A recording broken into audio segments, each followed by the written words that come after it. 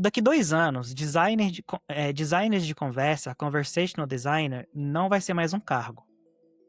Vai ser uma competência dentro de um papel maior. Essa é a minha hipótese.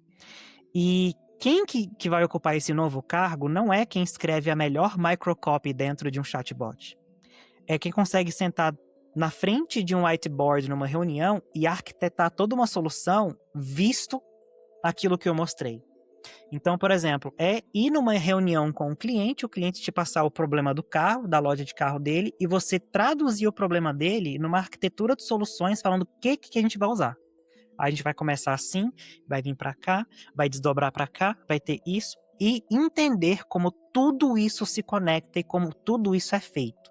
Que é aquilo que eu te falei, que a gente precisa desaprender. Achar que falar de engenharia é coisa técnica é coisa de desenvolvedor. Não é, não mais. Então, essa é a minha grande hipótese. Sabe por que eu digo isso, Caio? Que a grande a base para essa minha hipótese é porque gerar texto ficou de graça. O valor, né, de você... O valor migrou de escrever essas palavras para projetar o julgamento atrás delas. Então é isso, eu acho que o nosso grande valor hoje é o julgamento por trás das palavras que estão sendo geradas de graça. Então, só gerar palavras virou commodity. Agora é gratuito.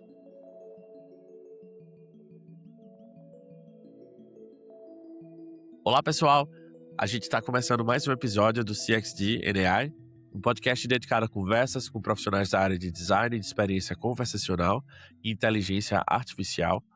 Então, se você já conversou com Alexa, um chatbot no site, ou até mesmo um bot no WhatsApp, você provavelmente conversou com algum projeto de alguma pessoa que vai passar aqui nesse podcast. O meu nome é Caio Calado, eu trabalho com design convencional desde 2016. Eu também organizo uma comunidade independente na área chamada Bots Brasil. Eu gosto muito desse mercado e eu venho acompanhando o desenvolvimento e o crescimento dele aqui no Brasil e no mundo. Hoje a gente vai ter mais um episódio da nossa segunda temporada, que tem como tema a nova geração das conversas. Então, se você trabalha na área, quer entender como é que o nosso craft, né, o nosso jeito de trabalhar e o nosso mercado está mudando, essa temporada é para você. Por que o papo de hoje é tão interessante para quem está escutando a gente? A gente vai falar um pouquinho sobre a mudança do fluxo para a arquitetura. E a maioria das discussões sobre content design e inteligência artificial ainda está travada, talvez no nível errado. A gente está falando um pouco sobre microcopy de chatbot ou mensagens de erros, né, de LLM. Só que para quem está atuando de uma forma mais estratégica ou sênior, esse jogo está mudando, né? Então, se a gente continuar apenas a entender nas entregas de palavras para certas interfaces, a gente corre o risco da gente ter um papel menos estratégico ou ceder o lugar para uma máquina tomar uma decisão para a gente, que na verdade é a nossa decisão estratégica, né? Que define o que é que o sistema deve fazer. Então, para a gente explorar esse tema, entender mais sobre isso, né? Ver diferentes nuances, entender como o papel do designer está evoluindo para entregar além do texto, né? Eu vou receber diretamente de Berlim o William Magalhães. Vou chamar de Will, não sei, Will, você quer que chame Will ou William? Pode chamar de Will é Will. mais íntimo, pode chamar de É Will. mais íntimo. O Will é AI Content Designer, tem uma formação híbrida muito interessante em linguística e análise de sistemas, e já construiu operações do zero em grandes players globais aqui no Brasil e fora também, né? Will, como é que você tá? Muito obrigado pela disponibilidade. Como é que você chega aí para nossa conversa? Primeiramente, quero te agradecer, né, pelo convite para bater esse papo aqui com você. Sempre uma honra, sempre aprendo muito quando a gente troca, né, essas conversas assim.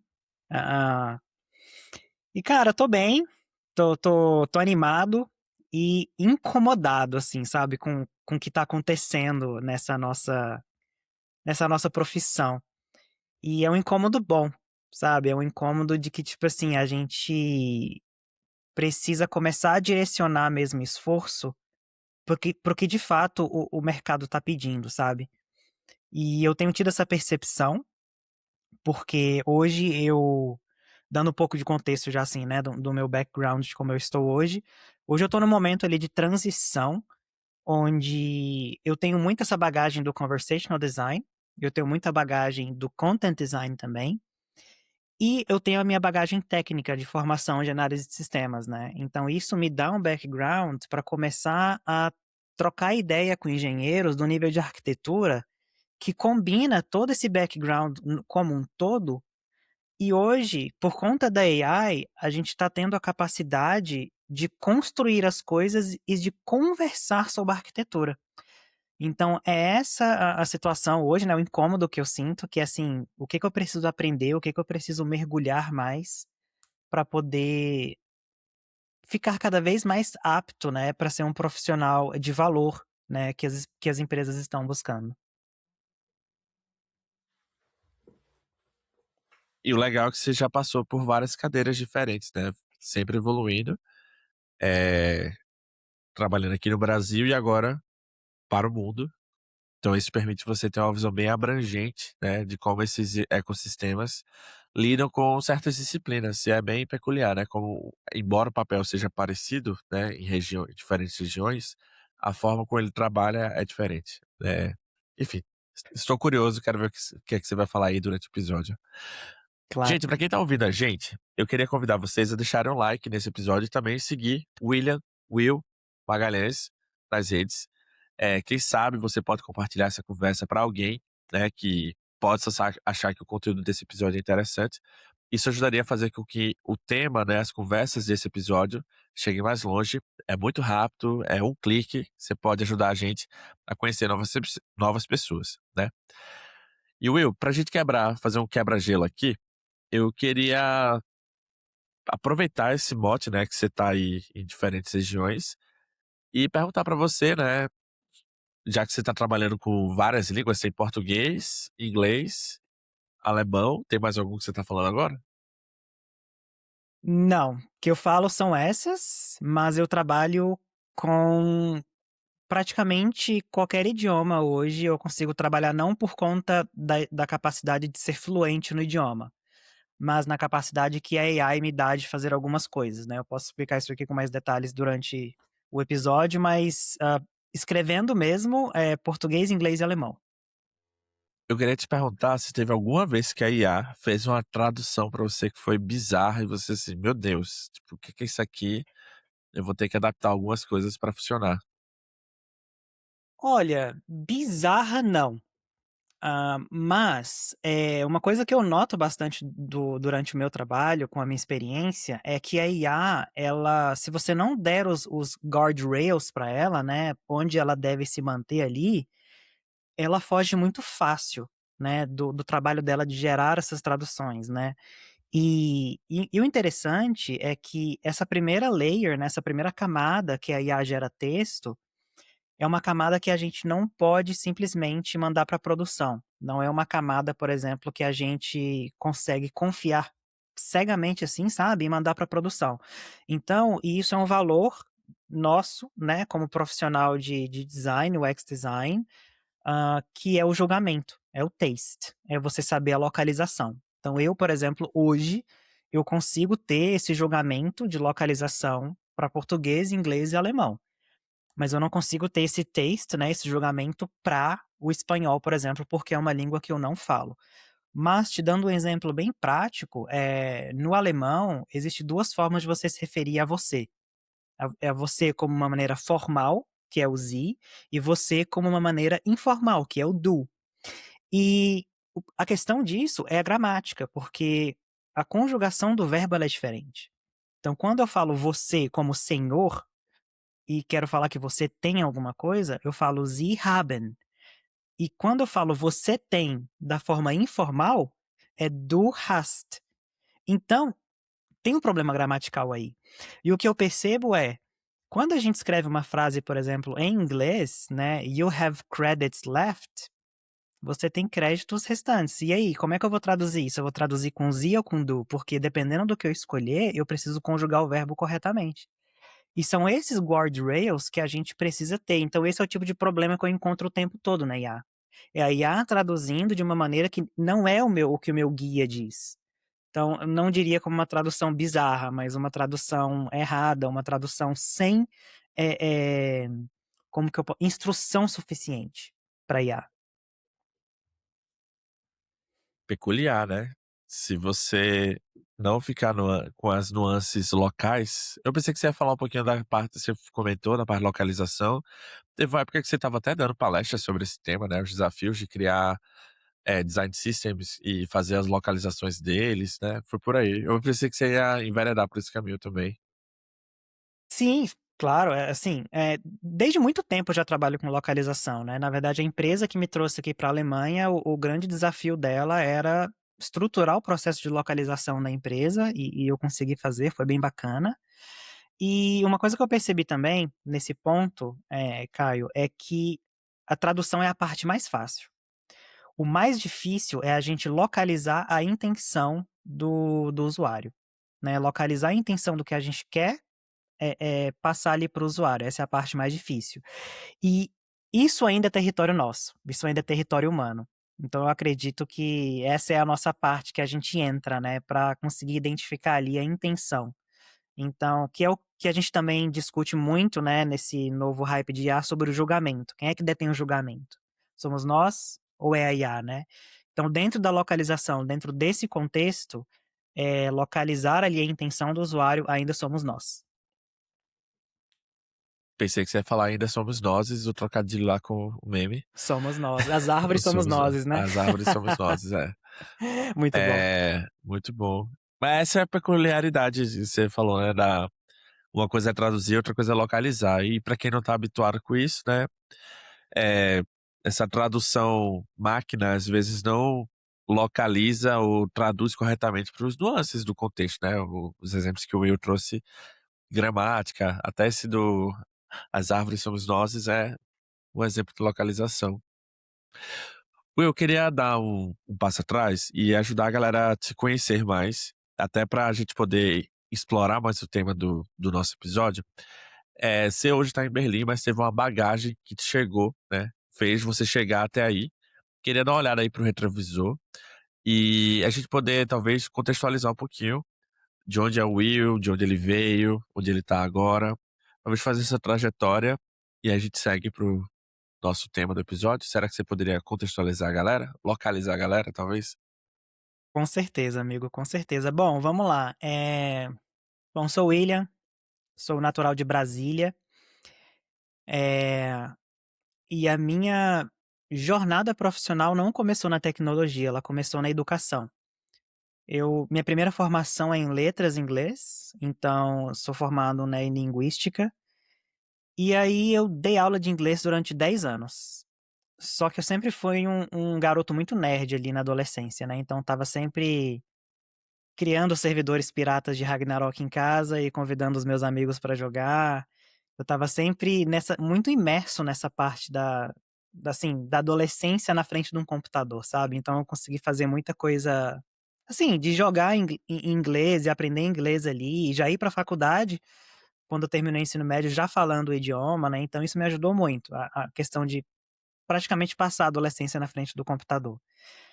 E aí, por que que eu trouxe esse ponto? Porque depois de 10 anos em sala de aula, eu pensei: "Cara, eu acho que eu preciso dar uma chance para essa minha outra paixão, que é a tecnologia".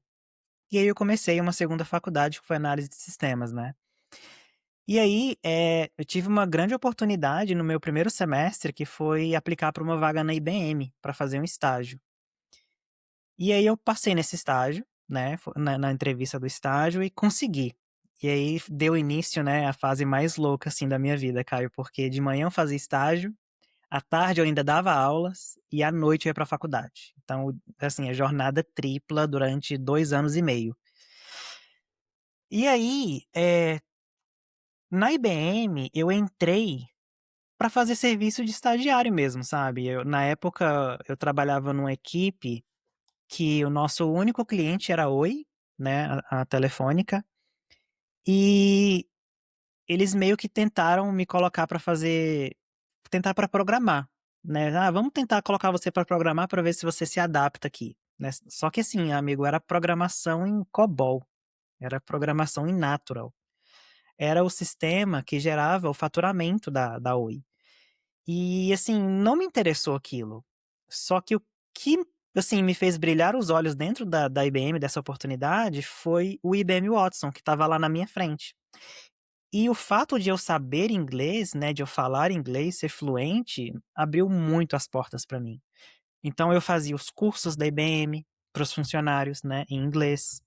Eu tinha acesso ao Slack da empresa global, com milhares de funcionários, né, e eu sou cara de pau, né, eu não tenho medo de chegar e me expor, então eu mandava mensagem nesses canais gigantes falando: "Gente, tô aprendendo sobre IBM Watson, tô criando chatbots aqui brincando, mas eu queria treinar de verdade. Tem algum projeto que eu possa entrar para fazer shadowing, né, que é meio que sombra, eu quero só ver o que vocês fazem de perto para aprender mais?" E numa dessas eu mandei várias mensagens, recebi vários nãos. "Ah, não, porque você é estagiário. Não, porque o projeto precisa alocar dinheiro para o funcionário e você não tem uma matrícula de funcionário, só matrícula de estagiário." Só que numa dessas, amigo, deu certo. Numa dessas aí, um banco do Reino Unido, né, uma equipe que estava trabalhando no chatbot do banco do Reino Unido falou assim: "Entra aí, vamos ver o que que você consegue fazer pra gente." E eu entrei, e o primeiro desafio foi fazer a curadoria de um chatbot para eles, né, trabalhar intent, entity e calibrar o nível de confiança das respostas do bot. Isso aí há muito tempo atrás, não tinha, assim, não tinha a IA que nós temos hoje, né, a IA generativa. E aí eu lembro que eu fiz essa atividade para eles, eles super gostaram, assim, do trabalho, apesar de ser bem humilde, né, no início ali, eles: "Cara, que legal que você já sabe fazer isso e tal." E aí mandaram um e-mail para minha gerente, porque, né, eles viram lá a minha hierarquia de trabalho e viram minha gerente e mandaram um e-mail para ela: "Ó, a gente queria agradecer o trabalho do William." Ela ficou doida, ela falou: "William, por que que eu tô recebendo e-mail em inglês de um funcionário da IBM que eu nunca vi?"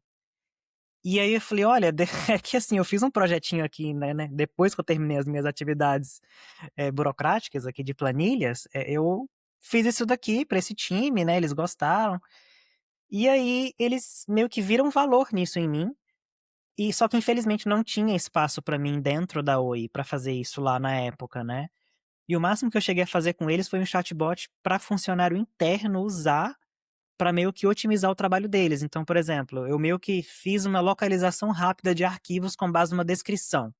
Então, basicamente, o funcionário descrevia o arquivo que ele estava buscando, e o bot buscava aquilo no banco de dados, né, que estava conectado lá com milhares de planilhas, enfim. Então, isso foi o máximo que eu consegui fazer para eles, né. Só que aí, quando o meu estágio acabou, o gerente falou assim: "A gente precisa aproveitar esse conhecimento seu em Watson." E aí surgiu a oportunidade de ir para minha segunda empresa de TI, que foi a Quix, lá no Brasil, onde a gente trabalhava criando soluções conversacionais para o governo. E no período que eu fiquei nessa empresa, nós ganhamos 2 licitações, que foi para trabalhar com a Secretaria de Segurança Pública e a Secretaria de Fazenda do estado do Piauí. E a gente criou 2 soluções conversacionais, assim, gigantes para eles. Soluções eram tão grandes e complexas, Caio, que a gente não conseguiu, assim, fazer o deploy delas no WhatsApp. A gente teve que seguir o caminho de criar, de fato, um aplicativo próprio, um ecossistema próprio para a gente conseguir, embarcar todas as soluções que a gente queria colocar naquela época lá. Então, por exemplo, tinha leitura de informações, né, de um PDF sendo feito por OCR, que, né, a gente extraía os dados através do OCR. Tinha o text to speech, o speech to text, então se o usuário mandasse um áudio, a gente respondia em áudio, né, e enfim, se ele mandasse por texto, respondia em texto. Então, assim, foram soluções bem interessantes, né, que a que mais me choca, assim, era o fato de que a gente trabalhava na Secretaria de Fazenda, os caminhoneiros, quando eles mudam de um estado para o outro, eles precisavam, da nota fiscal e declarar aqueles bens na travessia de um estado para o outro, né, aquele controle da Polícia Rodoviária, né. E muitas vezes, quando eles não tinham essa solução, eles precisavam ligar para a empresa, pegar a nota fiscal, pedir para alguém fazer o cálculo, informar o caminhoneiro para que ele pudesse passar esse dado lá na fronteira com a polícia rodoviária. A nossa solução, que se chamava na época Teresa, não sei se ela está ainda funcionando, né, não sei como é que está o projeto, tem muito tempo que eu saí. Bastava o caminhoneiro tirar foto da nota fiscal, né, caso ele tivesse com ela, senão caso ele recebesse essa nota por e-mail ou WhatsApp, bastava mandar essa foto, encaminhar esse PDF para o bot, que o bot já fazia o cálculo para ele, ele mostrava aquele cálculo na hora e estava liberado. Então antes, o que era às vezes meio dia de espera para um caminhoneiro, virou uma espera de 2 minutos. Então, isso aqui foi um grande, assim, uou, né, na experiência do usuário pra mim. Meu Deus, como eu mudei a vida desse caminhoneiro, né, pra melhor, claro. E foi muito bom, assim, foi muito prazeroso, né. E aí isso daí foi em 2018, e desde então segui, né, nesse caminho do conversacional, e aí depois eu fui para uma startup em São Paulo chamada Guide One to One, foi na época da pandemia. A gente fazia várias soluções conversacionais aí, agora mesmo dentro do WhatsApp, para lugares de entretenimento como Hot Park, e esses resorts grandes, né, Salinas Maceió, Salinas Maragogi, enfim, vários. E aí, basicamente, a gente transformava soluções do que o hotel precisava, que o local precisava, em soluções conversacionais. Então, por exemplo, na época da pandemia, só podia ter 10 pessoas comendo café da manhã ao mesmo tempo. A gente utilizava o WhatsApp para isso, para a gente poder agendar um slot dentro do restaurante para poder organizar direitinho, tudo pelo WhatsApp. Então, isso foi na Startup Guide. Depois eu fui pra Cint, né, onde eu fiquei alguns anos na Cint, e aí eu comecei com conversacional lá, trabalhando para chatbots, da Natura e da Avon, e aí também fiz algumas participações bem pontuais ali com alguns outros times dentro do iFood, dentro da The Body Shop, dentro do chatbot que a gente fez na época para as Olimpíadas, que tivemos no Brasil, e também para o Big Brother Brasil, numa época que teve também, não sei se você lembra, mas tinha um QR Code de um chatbot no Big Brother Brasil, na época a Cinti desenvolveu. Então fiz algumas participações pontuais para esses projetos e depois eu saí do conversacional, amigo, e fui para escrever em produto mesmo, dentro da Cinti. E aí a Cinti foi minha última empresa dentro do Brasil, e aí depois eu vim para a Alemanha, e da Alemanha eu trabalhei numa empresa aqui de reserva de restaurante, né? Então eu escrevia o B2C, eu escrevia o aplicativo, trabalhando com content design mesmo para esse aplicativo. Depois eu fui para uma outra empresa trabalhar com motor cognitivo linguístico. Basicamente, lembra daquele problema que eu falei para vocês de guardrails? Que a LLM, se ela não tiver uma direção certa, muito bem documentada, ela escapa. A empresa basicamente tinha essa solução, que era um motor cognitivo linguístico que foi desenvolvido por 20 anos por linguistas computacionais. Então, e foi uma empresa que surgiu através de uma pesquisa universitária. Dentro da universitária, uma cápsula, né, da universitária, que se desenvolveu, virou uma startup, depois evoluiu, deixou de ser startup, virou uma empresa, né? E essa foi minha última empresa, e hoje eu tô atuando como freelancer, né? Hoje, então, eu sou consultor. E aí eu entro nas empresas, resolvo o problema, saio, né? Então eu tô basicamente assim. E atualmente eu tô dentro da Pocket FM, que é uma empresa de podcasts que está expandindo para a Europa e para outros lugares do mundo, né? No Brasil a gente está começando agora também. Já estamos falando de localização para o português brasileiro. E hoje eu localizo o aplicativo para alemão, né? Então hoje esse é o meu trabalho atual. E é isso, amigo. Eu falei muito, né? Meu Deus, já estourei o podcast aqui, perdão, tchau. Mas Não, é de isso. boas. Queria, aproveitando que você trouxe todo esse repertório, você passou em diferentes camadas e também teve diferentes formas de aprender, né, formações. Eu queria entender como é que você enxerga que essas etapas, essas formações, te ajudaram a enxergar o design conversacional ao longo desses anos. Você acha que foi uma disciplina natural, diferente? E, claro, tem a questão do content design também. Como é que essas experiências passadas te ajudaram a perceber essas duas áreas? Olha, é uma pergunta muito boa, amigo. E assim, desde que eu do momento que eu entro para uma empresa para trabalhar, eu nunca colocava o chapéu do meu título. Porque eu sempre me coloquei como o profissional de conteúdo. Porque muitas vezes, amigo, a empresa contrata você para ser UX writer, só que na verdade eles precisam que você faça uma outra coisa relacionada a conteúdo que está dentro do nosso guarda-chuvinha. Então, por exemplo, isso aconteceu numa experiência que eu tive como freelancer dentro da Indeed, que eles me contrataram como content designer, só que eles não precisavam de um content designer lá, eles precisavam de um content strategist. Eles precisavam de alguém que desenhasse toda a estrutura de conteúdo deles, né, e estruturasse aquilo de uma maneira que fosse escalável, né, que fosse uma coisa consistente. Então, por exemplo, Naquela experiência, eu mapeei todos os behavioral e-mails que eles mandavam para os usuários entre 1 e 30 dias. Então, todos os e-mails foram estruturados, isso daqui acontece no dia 1, isso daqui acontece no dia 7, se o usuário não logou ainda. Então, tudo isso foi feito. Então, assim, eu nunca tive essa questão do, ai, mas eu não vou fazer isso porque eu sou content designer. Ou, isso daqui, na verdade, é uma coisa de conversational designer, não de content designer. Então, assim, eu sempre me considerei o profissional de conteúdo, né? O que você está precisando, isso daqui é o que eu consigo entregar. Então essa questão de vestir o chapéu, né, de diferenciar muito, eu sempre vi como eu sou um profissional de conteúdo, formado em linguística, com base, né, técnica em programação, que consigo te ajudar, né, dado todos esses meus, esses meus contextos de aprendizado. Então como que eu posso te ajudar? Então, é assim que eu enxergo, amigo, sabe? Quando eu entro numa empresa, quando eu entro para trabalhar e às vezes quando eu, né, não sei alguma coisa, eu tento aprender, eu vou lá, mas o que que isso faz, né? O que que esse profissional de conteúdo faz? Eu não sabia o content strategist até entrar na Indeed. Então eu entendi o desafio, entendi a necessidade, estudei e fui desenvolvendo com eles e eles foram, é isso que a gente precisa. Então, cara, eu acredito que deu certo, sabe? É, toda experiência é válida, né? Tipo, a galera acha que, ai, eu vou ter que começar do zero de novo. Eu disse, não, ó, você já tem algo como bagagem, né? E aí você pode usar isso a seu favor.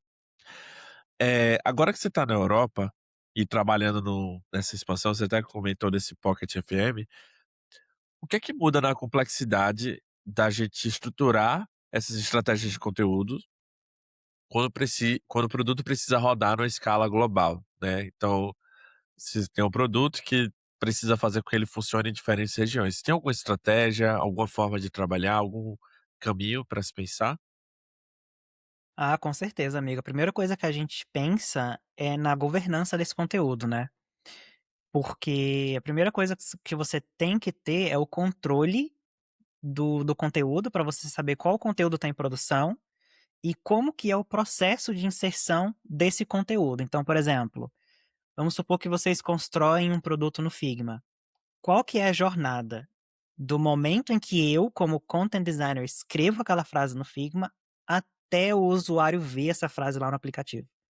Quem é o profissional que vai pegar o Figma, transformar essa string ou em código ou jogar para algum content management system, e quem é que vai traduzir aquilo e quem é que vai localizar aquilo. Então, por exemplo, existem diversos processos. Existem processos onde a IA vai fazer essa tradução, e aí depois vem um time e localiza essa tradução de IA. Existe o processo onde as empresas pagam pelo translation memory, então eles colocam um glossary, um glossário ali dentro, treinam aquele content management system e aí eles confiam puramente na translation memory daquele sistema, validam, às vezes não validam, existem diversos processos, mas o mais importante é a gente ter controle de onde estão todas essas strings, né, que são as frases, né, as palavras do aplicativo, e ter esse overview de como é o processo, como que é o processo de localização do início ao fim, né. E claro, quando a gente começa a falar do overview do processo, nós como profissionais de localização de conteúdo, a gente também precisa falar de dinheiro. É um processo hoje que está caro, é um processo que a gente consegue reduzir um pouco esse valor através de uma implementação de IA. A gente consegue, pegar algum ponto desse processo e automatizar, então tudo isso começa a entrar, Caio, nesse nosso assunto de arquitetura. Porque eu não sou mais o profissional que só vou lá no Figma, escrevo a frase e depois fecho meu caderninho e vou embora. Eu preciso me preocupar com todo o processo. Então, por exemplo, o desenvolvedor que está implementando do Figma para o código, ele está tendo algum problema por conta da frase que eu escrevi? Então, por exemplo, eu consigo às vezes escrever usando variáveis ao invés de um conteúdo que é hard-coded, que é uma coisa que não muda ali. Então, tudo isso a gente começa a pensar em quê? Arquitetura. Então, eu sou aqui o arquiteto dessa solução, né, assim, por uma forma bem com mil aspas aqui, né, e eu preciso entender como que essa solução minha funciona, e eu preciso ter essa visão completa da arquitetura, do começo ao fim, para eu saber onde que eu vou dar pitaco, para eu poder conversar ali com a pessoa certa, dependendo do processo onde está o problema. Então, isso é o mais importante quando a gente começa a falar em vamos ter o nosso produto ou solução em outro idioma. Agora, olhando para o mercado, né, de uma forma mais abrangente e trazendo aí a questão da IA como um fenômeno, né, que está impactando o nosso mercado de certa forma. Quando eu te mandei o formulário lá de alinhamento do episódio, você trouxe a questão da discussão sobre content design IA tá presa no nível talvez errado ou equivocado, focando mais na interface gráfica ou revisão de microcopy do que necessariamente a LLM. O que você acha que o mercado ainda está patinando nessa camada superficial e por que as empresas elas estão talvez perdidas em relação a isso? Tem algum direcionador que seria mais interessante? Olha, eh, acho que o meu grande ponto é trazer o seguinte: a IA, o que ela trouxe pra gente foi uma grande oportunidade de promoção. É uma promoção para os conversational designers crescerem e aprenderem novas teorias, novas, técnicas, né, novas coisas, para a gente poder ser ali o dono da arquitetura daquela solução. Então, por exemplo, eu fiz aqui um desenho, que eu vou compartilhar a tela, para mostrar para vocês a minha percepção de como era antes e como que tá hoje. Deixa eu compartilhar aqui. Bom, então, antes, né, a gente tinha esse fluxo aqui, que era o fluxo onde a gente tinha um início, a gente tinha aquela saudação inicial do chatbot, a gente detectava a intenção do usuário, a gente tinha uma resposta ali já pré-escrita e fim, né, às vezes era isso daqui, um chatbot muito, né, decision tree, árvore de decisão. Só que agora, a gente tem algo mais ou menos parecido com isso, onde a gente tem um usuário, depois a gente tem todo um sistema orquestrador que a gente precisa entender se aquela solução que a gente está trabalhando trabalha com regras determinísticas, ou se é um agente LLM que a gente vai disparar, ou se a gente vai trabalhar dentro de algum banco de dados vetorial, ou se a gente vai chamar alguma API, que hoje também a gente já está começando a falar de mais de MCP, né? Então, isso daqui é o que eu digo, é o que eu quis dizer quando eu falei assim, a IA ela trouxe a oportunidade de promoção pra gente. Porque se nós, content designers, conseguimos falar sobre tudo isso daqui, nós somos um profissional valioso no mercado. Porque a gente consegue não só falar, né, de coisas técnicas e entender essas coisas técnicas, mas o nosso grande, grande, grande diferencial é o nosso carinho com a experiência do usuário. Hoje nós temos milhares de pessoas, Caio, construindo coisas o dia todo, todo dia. E muitas dessas coisas não vão para frente. Sabe por quê? Porque não consegue direcionar o impacto que essas criações vão ter? Eu diria que não. Porque às vezes teria impacto, pode ser, beleza, impacto, vamos trabalhar com a palavra impacto. Não tem impacto porque é algo que as pessoas não precisam. Não tem impacto porque a pessoa não pensou na experiência do usuário. Não tem impacto porque a pessoa não fez uma pesquisa de mercado para entender se aquilo é necessário ou não. Então, sim, a IA, ela nos dá a possibilidade de criar coisas muito rápido e criar coisas muito complexas de uma maneira que está pronta para produção em pouquíssimo tempo. Só que nós precisamos julgar, né, a questão de experiência do usuário, se está claro, se a gente consegue reduzir os passos, né? Então tudo isso ainda é nossa call, sabe? Então esse é o nosso grande diferencial. Então, desenhar uma arquitetura dessa daqui é o que está sendo cobrado de profissionais content designers atualmente. A minha visão. Essa é a minha visão. E eu acho que a gente precisa estar preparado para falar sobre tudo isso daqui. Então, por exemplo, Hoje, quando um cliente chega até a mim e fala assim: "William, eu tenho um problema.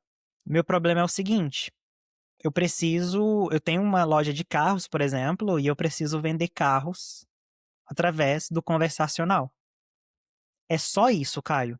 Isso é o input que uma empresa, um cliente me dá. O que que eu preciso fazer? Eu preciso pegar esse input e destrinchar ele naquele desenho que eu mostrei. O que que eu vou usar? Eu vou usar um banco de dados vetorial? Eu vou usar uma outra solução? Eu vou usar, por exemplo, vai ter human in the loop para esse caso? O que que eu vou fazer? Qual que é o guardrail que eu preciso dar para minha LLM para que eu consiga vender um carro através do conversacional? Porque assim, hoje a gente está nessa vibe de agentes. E assim, agentes, eles não mandam mensagens, agentes fazem coisas, né? Agentes chamam API, agentes chamam MCP, agentes criam dados dentro de um banco de dados e trabalham com aquilo. Então, a gente precisa traduzir isso e ser capaz e apto de traduzir isso numa arquitetura do sistema conversacional. É isso que eu entendo que a IA trouxe pra gente como profissionais de design de conversas. Olhando agora para a camada de lideranças de produtos que precisam e colaboram com content designers, designers conversacionais, o que é que a galera deveria estar pensando quando agora está interagindo com esse profissional, né, de conteúdo, de design? Deveria considerar que não é mais um redator de copy para o robô do WhatsApp responder, ou um arquiteto da lógica de interação? Ou talvez um arquiteto de geração de valor, né, do projeto? Como é que você enxerga isso? Olha, eu enxergo da seguinte maneira, eh, o redator do bot, ele é a última pessoa que é chamado para trabalhar ali, às vezes, no projeto. Agora, o arquiteto da solução é a primeira pessoa que é chamada para definir a arquitetura da solução. E isso define muito o valor para a liderança que você tem, sabe. Então, eu acho que o input da redação, ele está começando a se transformar numa capacidade que a gente tem, e não apenas uma função mais, sabe. Antes a gente tinha isso, o redator ali do chatbot como função. Agora, redator de chatbot é apenas mais uma das coisas que eu consigo fazer. Então é assim que eu vejo, sabe. Então, e isso muda muita coisa, assim, sabe, Caio. Muda a liderança, ela vê muito orçamento. A liderança, ela vê muito a questão da sua capacidade de entrega como profissional. E se você se colocar como profissional apenas redator de robô, eu acho que isso, não agrega muito valor ali, às vezes, para o projeto ou para o time. Eu acho que esse é o pulo do gato que a galera às vezes não entendeu, assim, como traduzir. Eu sei que é chato falar que a gente tem que traduzir um pouco nosso impacto em números, né, mas às vezes você pode dar um pouco a visão que você pode ajudar a construir dentro do projeto e talvez evidências de que essa visão está acontecendo, né. E, enfim, orquestrar junto com o time essa geração de valor. No fim do dia a gente é orquestradores de geração de valor, aí esse valor é inerente ao contexto que a gente está, né. O como a gente vai fazer depende um pouco das ferramentas que a gente está usando, mas é isso. Eu Exatamente. queria, talvez, a gente endereçar agora o caminho para a gente falar um pouquinho sobre o que é que um profissional hoje em dia de content design, o que é que essa pessoa poderia estar começando a aprender mais, talvez desaprender algumas coisas. A gente está passando por essa mudança, né, de ferramentas e novas habilidades que estão sendo pedidas para o mercado de trabalho, mas nessa evolução, né, o que é que um Uhum. profissional de design, content design, design conversacional, deveria começar a aprender mais no momento? Cara, boa pergunta. Eu fiz algumas anotações aqui do que eu preciso aprender para eu me tornar um profissional mais completo, um profissional mais capaz. Só que o mais urgente é a gente desaprender algumas coisas. E o que que eu diria que nós, né, profissionais de conteúdo que estão ali, não estão pensando nessa nova desse novo craft, precisam desaprender. Eles precisam desaprender que o fluxograma ele é linear, porque não é mais. Hoje, com todos esses desdobramentos de agentes, MCP e tudo mais, ele deixou de ser linear. Então, desaprender isso é o principal. Depois, escrever cada frase de uma solução conversacional à mão. Toda e cada frase à mão. Eu acho que não é. A gente precisa desaprender isso, a gente precisa começar a reaproveitar o que a IA nos entrega para otimizar a nossa entrega, acelerar. Desaprender que intents e frases de treino agora ainda fazem parte de soluções conversacionais, porque não fazem mais. Hoje em dia a gente trabalha com arquivos MD, né? Todo aquele arquivão com direcionamentos. Urgentemente precisamos desaprender que falar de engenharia é da parte técnica, não nossa. Não. Precisamos urgentemente desaprender isso. E precisamos desaprender que design acaba no handoff. Isso para mim é importantíssimo. Então, o design ele é avaliado após a entrega, né? E esse é o nosso valor também, porque é o nosso valor de julgamento, que a gente estava conversando mais cedo aqui, né? O julgamento, o taste, né? E o nosso conhecimento de design, né? Que não foi desperdiçado. Então, as máximas de Grice se aplicam muito para o que está acontecendo de agentes. Então, isso é muito importante ainda. E o que a gente precisa aprender? Olha, o que eu tenho aprendido, tá? Então, isso daqui vai muito pessoal. Eu tenho aprendido sobre engenharia de contexto. Eu tenho aprendido sobre LLMs, que é LLM, por exemplo, como que ela funciona. Eu tenho aprendido sobre RAGs, que é aquele sistema de retrieval. Então, por exemplo, eu quero que o chatbot busque informação dentro de um banco de dados controlado. Eu não quero que esse chatbot alucine e vá para a internet e busque alguma coisa. Isso é um RAG. Só que dentro de um RAG existem diversos tipos de RAG, diversas maneiras de como você vai trabalhar dentro disso. Então, isso eu tenho aprendido. O que mais? Uma decisão determinística versus LLM. Fallbacks, eu tenho aprendido também. E tem mais uma coisa que é importantíssima, que é a questão dos MCPs.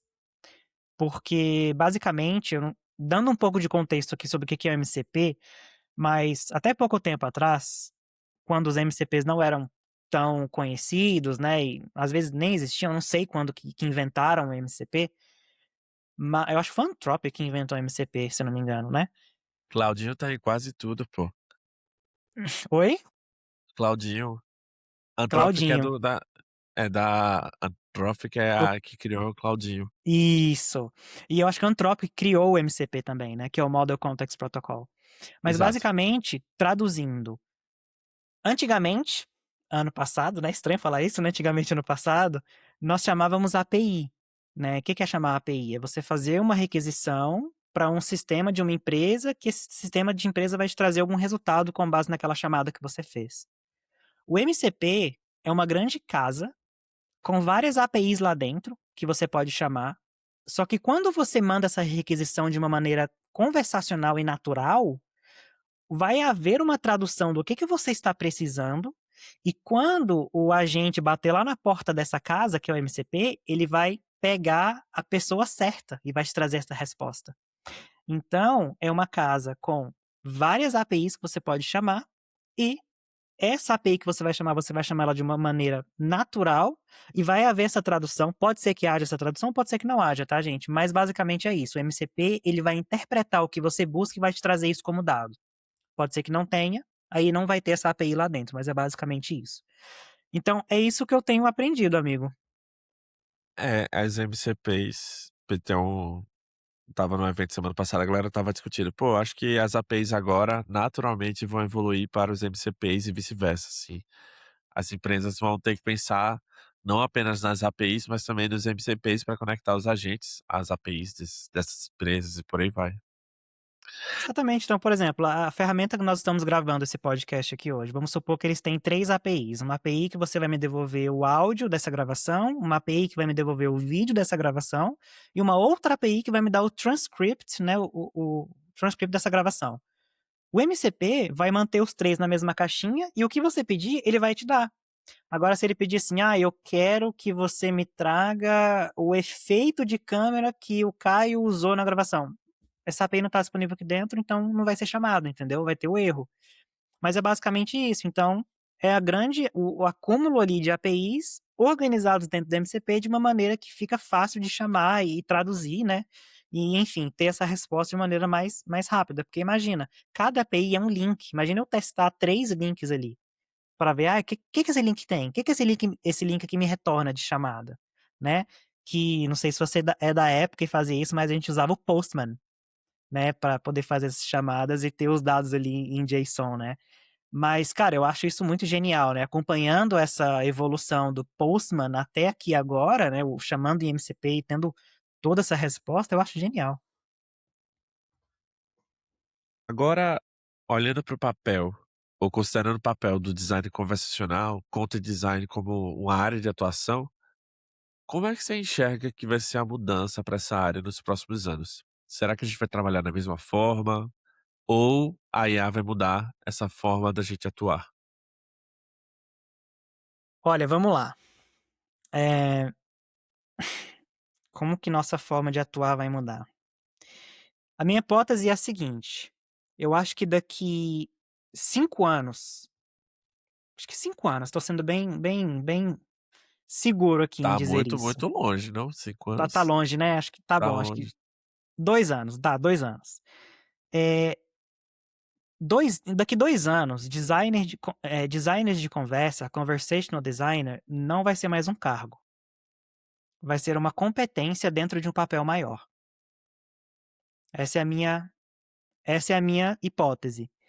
E quem que vai ocupar esse novo cargo não é quem escreve a melhor microcopy dentro de um chatbot.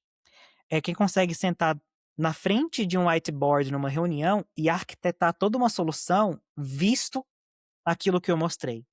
Então, por exemplo, é ir numa reunião com o cliente te passar o problema do carro, da loja de carro dele, e você traduzir o problema dele numa arquitetura de soluções falando o que a gente vai usar.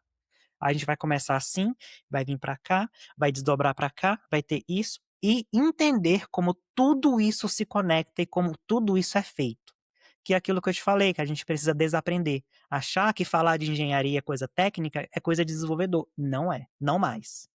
Então, essa é a minha grande hipótese. Sabe por que eu digo isso, Caio? Que a grande a base para essa minha hipótese é porque gerar texto ficou de graça.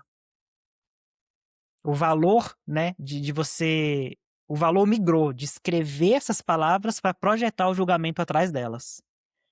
Então é isso. Eu acho que o nosso grande valor hoje é o julgamento por trás das palavras que estão sendo geradas de graça. Então, só gerar palavras virou commodity. Agora é gratuito. Será que a gente vai deixar de ser conversational design e vai ser strategist? Conversational strategist? Ou Olha, arquiteto? cargo é uma coisa que muda o tempo todo e muda de empresa para empresa. É verdade.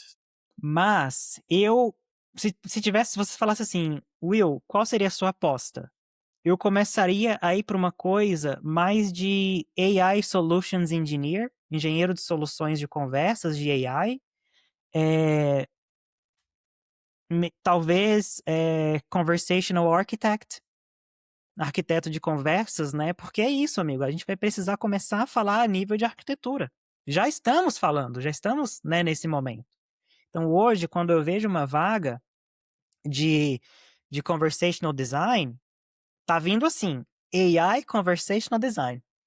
O que esse AI significa antes ali do conversational design? O desenho que eu mostrei. Quando a gente coloca ali o AI antes da vaga, é porque a empresa geralmente espera que você entenda de MCP, de agentes, de conectar aquilo em banco de dados, de você tratar esses dados, de você entender tudo isso.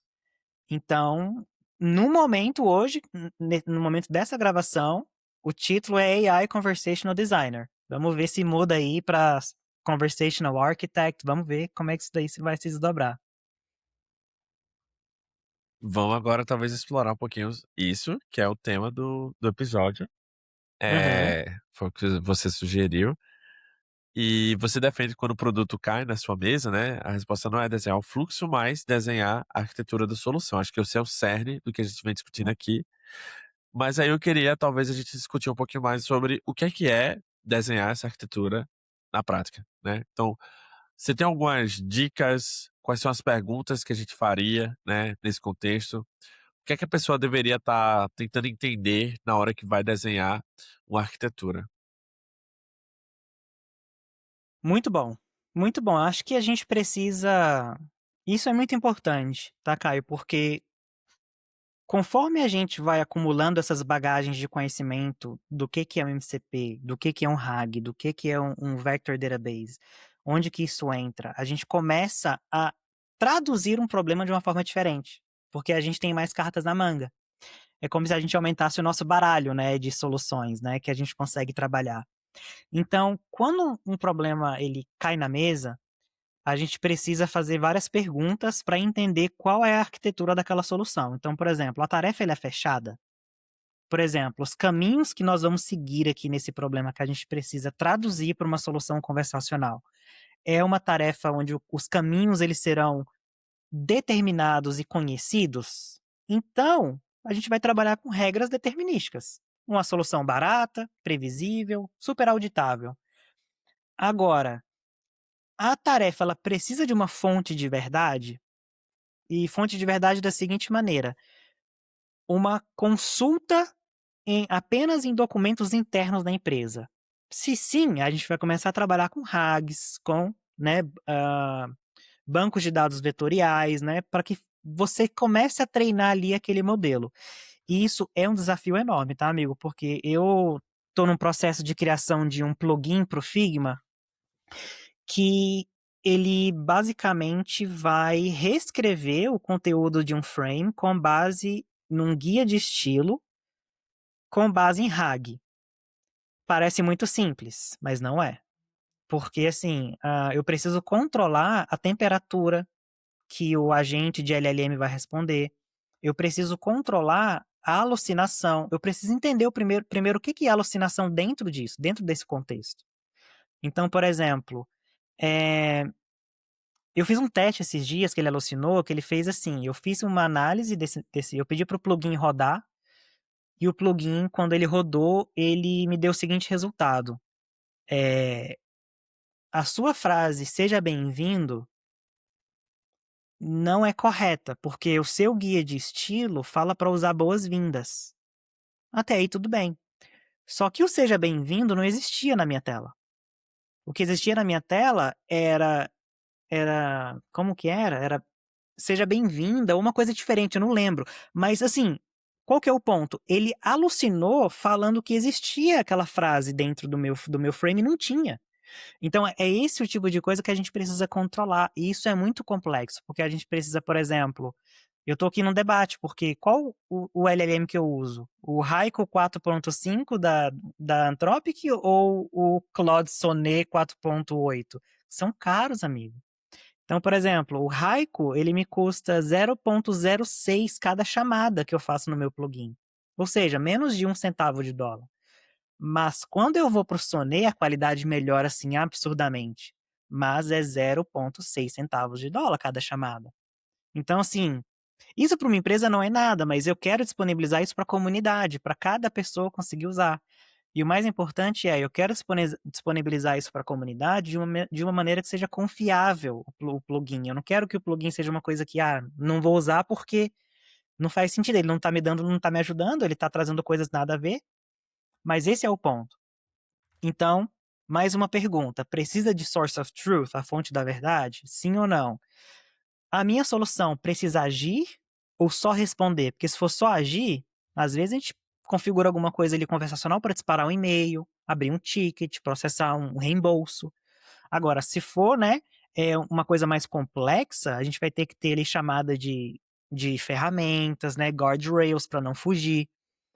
E uma coisa muito importante é a gente perguntar pro nosso cliente ou para a empresa: errar é caro ou irreversível? Porque aí, dependendo da resposta, a gente inclui o humano. Porque se a gente falar assim: "Olha, teve um erro ali no nosso sistema conversacional e alguém comprou um carro por $1. E aí é um problema muito sério, né, porque vai envolver ali a questão do direito do consumidor, enfim. Então essa é uma pergunta muito importante a se fazer quando o problema cai na mesa. É, né, vai que a galera usa esse chatbot pra escrever Python. Eu não sei se você viu Eu esse vi o esse caso da episódio. pizzaria, né, foi uma pizzaria? Com a McDonald's. Foi o McDonald's, meu Deus. Acontece, uai. Mas eu acho que não entregou cupom de desconto de sanduíche, então tá tudo certo. Só gastou tokens. Só gastou tokens. Outra pergunta, eu acho que você respondeu um pouquinho ela, mas aí talvez a gente possa elaborar um pouco mais e aí se aprofundar nesse tema em particular, que é a questão da escolha de ferramentas de orquestração e essas APIs, né, ou MCPs. Como é que isso impacta diretamente a experiência do conteúdo que chega na ponta, né, para o usuário final? Como é que o design, né, pode se envolver nessa decisão técnica? Você falou da questão das escolhas, né, dos modelos e como isso pode ter um custo, né, mas e o impacto na experiência? Como é que você enxerga isso? É uma pergunta muito boa, que vai de encontro mais uma vez com aquela frase que eu disse sobre o que nós precisamos desaprender. Precisamos desaprender urgentemente que falar de engenharia é coisa de programador, né, de desenvolvedores. Porque a escolha da arquitetura é uma decisão de UX. Olha que interessante isso. Por quê? Vou te dar um exemplo muito claro. Latência. Se eu escolho uma arquitetura onde o meu problema demora 30 segundos para responder uma pergunta, isso é um problema muito grave de UX. E é uma questão de arquitetura da minha solução. Então, por isso que o design ele tem que estar junto com os arquitetos ali, os engenheiros, né, para a gente poder trabalhar isso juntos. Porque às vezes eu quero propor uma solução, só que os desenvolvedores eles têm um outro ponto de vista que é mais rápido para mim. E isso é interessante, porque eles entendem mais. Eu não estou falando que nós vamos substituir os desenvolvedores de maneira alguma, sabe? Eu acho que a gente precisa saber o suficiente para saber se comunicar com eles de uma maneira que sai muito natural. Nós não vamos fazer o código, né, no lugar deles, mas a gente entende o que está sendo implementado e a gente entende o que que é latência, a gente entende toda essa questão de quanto tempo vai demorar para a chamada do MCP ir e voltar para o nosso usuário, porque eu me preocupo com a experiência do meu usuário, né. Então assim, outra coisa interessante é a questão do RAG que eu te falei. Então se eu, como arquiteto ali da minha conversa, falo que a gente vai usar um RAG e o meu RAG tá alucinando e tá trazendo respostas malucas para o meu usuário, isso é experiência do usuário. Então, meu ponto, assim, é: decisões de arquitetura é decisões de UX disfarçadas de engenharia, mas são decisões de UX sim. Legal. Eu queria talvez agora mover adiante a nossa pauta, falar um pouquinho sobre a governança, né, porque aí inclui talvez uma decisão compartilhada, mas também uma decisão governada, né, tipo, tem ali a questão do parâmetro de como a gente pode fazer, quem toma a decisão, qual é o fluxo, né, que essa decisão vai ser tomada, e como isso pode ajudar a gente a blindar melhor esses sistemas, né, conversacionais, no qual as pessoas vão estar conversando. Na Nessa questão de desenhar fluxos, né, de trabalhos que possam ser embedados por IA, como é que a gente constrói essa questão da governança de conteúdo, né? Você trouxe até no começo do nosso episódio a questão do, eu estou ali trabalhando numa empresa que está em múltiplos países, né? Eu tenho que ter um processo de governança que permita a gente colocar o conteúdo em diferentes países, mas que seja uma coisa regrada, né? Como é que a gente pode criar um processo de governança nesse contexto que está sendo embedado, né, IA, de várias formas? E como é que a gente pode garantir a consistência da marca e o tom quando a gente tem esses agentes, né, gerando essas respostas meio que dinamicamente? Bom, muito boa pergunta. Então, tem algumas coisas que a gente precisa fazer. Então, por exemplo, essa questão dos agentes não seguirem a direção da marca é basicamente o RAG, né? São a gente configurar os agentes para que eles não alucinem, nem, não saiam daquele guia, daquela diretriz que a gente está mandando eles seguirem. E quando você fala de governança e escalabilidade, eu acho que a gente começa a parar de avaliar as respostas, que é uma coisa que a gente fazia até pouco tempo atrás. Então, até pouco tempo atrás, eu ficava vendo o log dos chatbots que a gente trabalhava e avaliando as respostas para entender onde foi um problema ali que houve de resposta errada, né? Onde foi que o chatbot errou.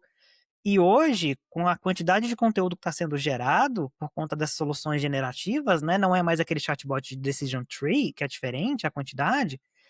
Hoje eu acho que a gente deveria direcionar os nossos esforços para a gente construir um sistema de avaliação, né, onde a gente vai avaliar a resposta do agente e configurar a própria LLM como juiz.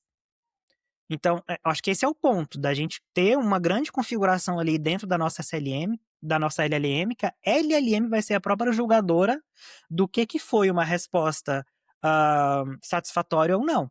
E aí a gente vai avaliar esses casos apenas onde não. Então, veja que a gente saiu de uma situação onde a gente avalia resposta por resposta e a gente move para um sistema de avaliação autônoma, né, que é escalável, que a gente consegue fazer, né, com que o próprio sistema, né, governe, né, o registro, o estilo, né, tudo que ele produz ali.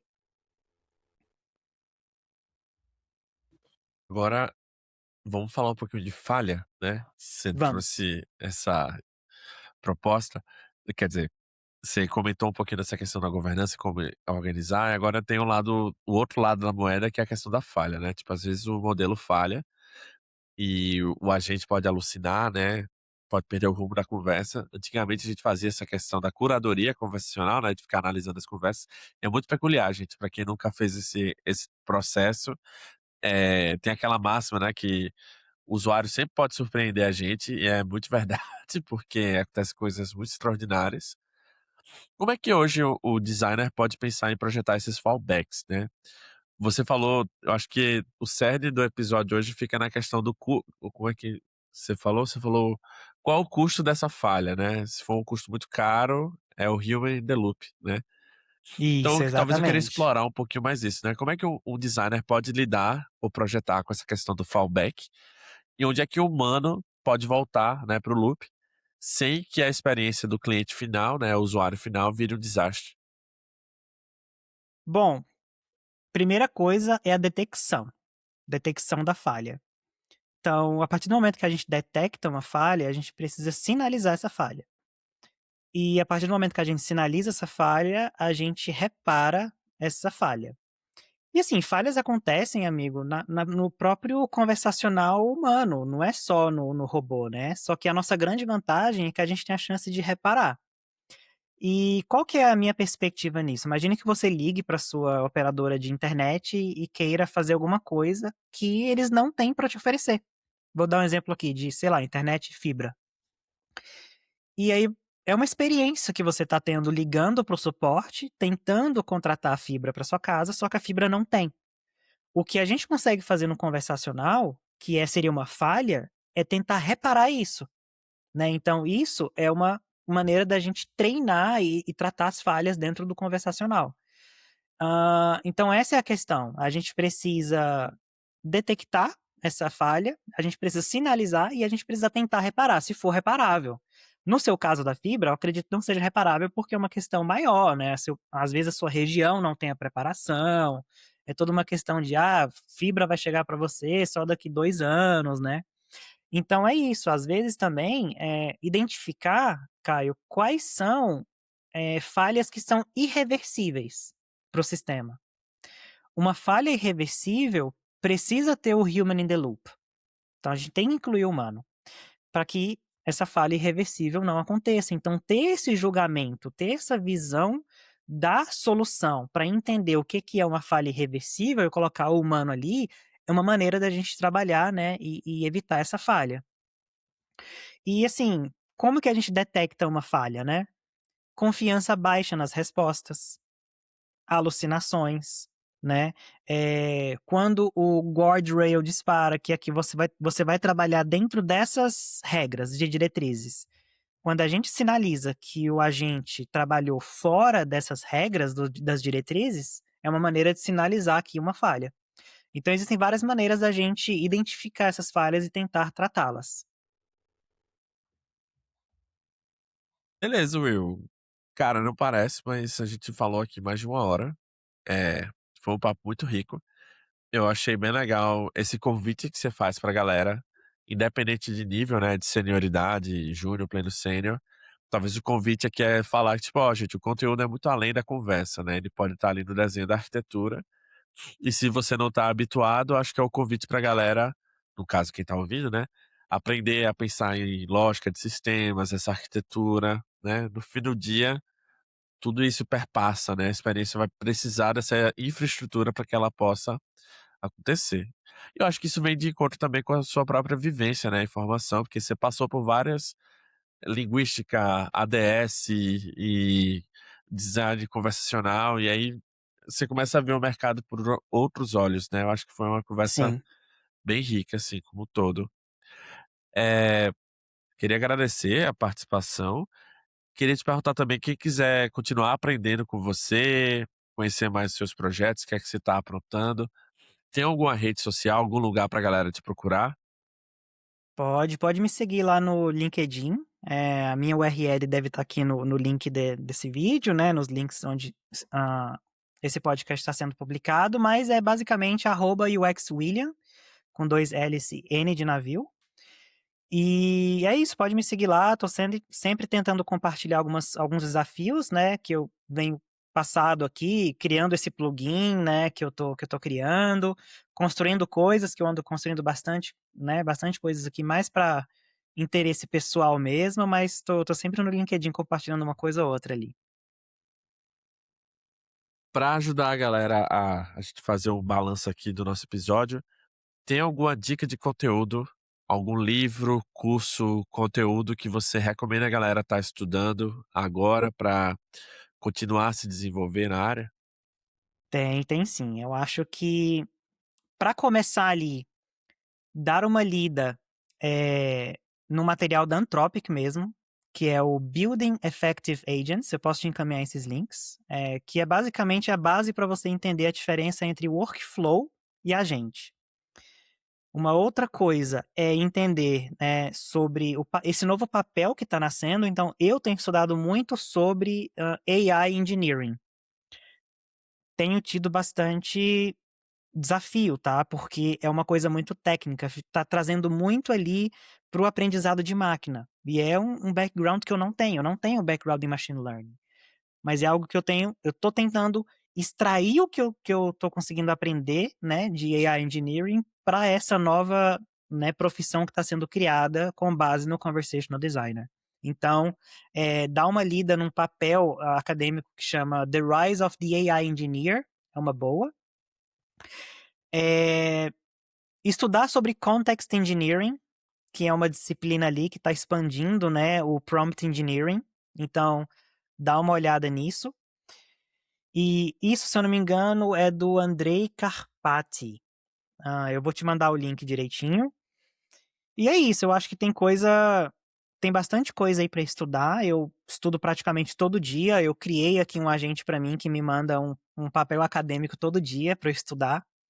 E é bem interessante, ele me manda o papel, ele me manda um roteiro para caso eu queira gravar um vídeo explicando, já configura todo o meu Notion com tudo isso, mas todo dia eu recebo um papel acadêmico para eu ler, sobre AI e LLM, então eu tô sempre aprendendo alguma coisa todo dia. Ó, esse é o agente que você vai publicar pra galera? Esse é Não, um né? outro agente mais pessoal, porque assim, isso é um ponto muito importante, isso é um ponto muito importante, amigo, porque eu vi um vídeo de um rapaz que ele criou um aplicativo e falou assim: eu criei um aplicativo e em 20 dias eu fiz um total de $0. E aí eu fui entender o porquê.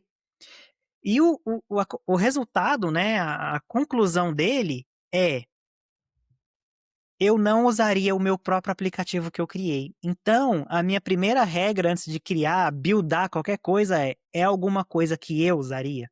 Se for sim a resposta, eu continuo, senão eu paro. Então eu criei esse agente para mim, pessoal. Tudo que eu crio é para assim, uso pessoal. Então eu tenho esse agente. Eu tenho um outro agente aqui que eu criei que para organizar minhas finanças, que eu estava totalmente desleixado nisso. Então, o que eu criei? Eu criei um agente que fica me escutando no Telegram o dia todo, e eu posso mandar tanto áudio, quanto texto, quanto screenshot para ele de uma, sei lá, de um push notification que eu passei o cartão na padaria, que ele traduz aquilo pra uma planilha. E aí ele traduz com nível de confiança, ó, padaria tá identificado aqui como alimentação. Então eu crio essas coisas para mim, né? Então, assim, muitas coisas não estão publicadas, né? Mas o plugin vai ser publicado, sim, no Figma Community. Isso daí eu garanto. Quase o do yourself de agentes. Exatamente. DIY, como é? Do it yourself, Não, mas DIY. tem a DIY, tá procurando ele. Vamos finalizar nosso episódio com a frase de camiseta, um sticker, aquelas frases fortes, impactantes. Se a gente pudesse resumir essa conversa da gente em uma frase curta, qual que seria a sua? Caramba. Eu diria algo parecido como: a IA gera palavras, nós projetamos o julgamento. Eu acho que seria isso. Poético, hein? Poético. Bom, É aquilo, né? Virou commodity gerar conteúdo. Acho que o UX Writer foi a primeira profissão, junto com copywriter, com profissões de texto, que foi impactada por essa grande onda de LLM quando começou lá em 23 com o GPT, né? Então virou commodity já tem tempo. Então, agora, a questão do julgamento, de dizer que isso daqui funciona, isso daqui é bom para o seu negócio, é uma solução que funciona para você, é nosso. Por isso a frase. já dizia o Chico Science, computadores fazem arte, artistas fazem dinheiro. E eu acho que é muito isso, né? O artista que vai atribuir o valor. A arte em si, o computador já dá para fazer. A atribuição do valor vem da gente, né? Acho que esse é o ponto dele. Exatamente. Will, muito obrigado pela participação. Você quer deixar uma mensagem final pra galera? Algum convite, alguma coisa? Olha, queria agradecer mais uma vez aqui o convite para estar aqui e queria deixar aberto aí para o pessoal, né, entrar em contato comigo, se quiserem, né, trocar ideia, aprender. Estou sempre aberto aí para um café virtual. Quando vierem a Berlim, por favor, me mandem mensagem, vamos tomar um café presencial aqui. Conheço vários cafés maravilhosos que dá para a gente sentar, conversar sobre trabalho ou não. Então, assim, é um prazer estar aqui conversando com você. Você é um amigo de longa data. E é isso, gente. É muito gostoso falar sobre isso. Eu poderia passar aqui o dia todo falando sobre isso. E, cara, te agradecer por esse momento muito gostoso que a gente passou e essas últimas, o quê? 2 horas, 1 hora e meia? Nem consegui acompanhar aqui o tempo. Pouco mais de 1 hora e 15, 12. Mas aí na edição talvez a gente corte algumas coisinhas. Gente, muito obrigado para quem ficou por aqui. De novo, fica o convite para vocês seguirem o Will, conhecerem os projetos dele. Ele já falou que vai publicar algumas coisas por aí. Manda uma mensagem para ele. Fala que conheceu a gente daqui, né, desse nosso papo. Se você tá caindo aqui no podcast agora, né, quer crescer um pouquinho mais, conhecer mais da área, convido você a deixar o seu like, se inscrever aqui no canal, né, seguir as pessoas que estão participando dessa temporada. E vamos pensar além, né? Pensar além da copy, pensar além do texto, das strings, vamos pensar agora em arquiteturas. Eu acho que esse foi o tema, né? O cerne do nosso episódio hoje. Então, a gente vai ficando por aqui. Tem mais episódios nessa temporada. Tô bem curioso para ver o que é que cada pessoa vai trazer. E é isso. Até a próxima. Valeu, Will. Beijos. Tchau, tchau. Até mais, gente. Obrigado.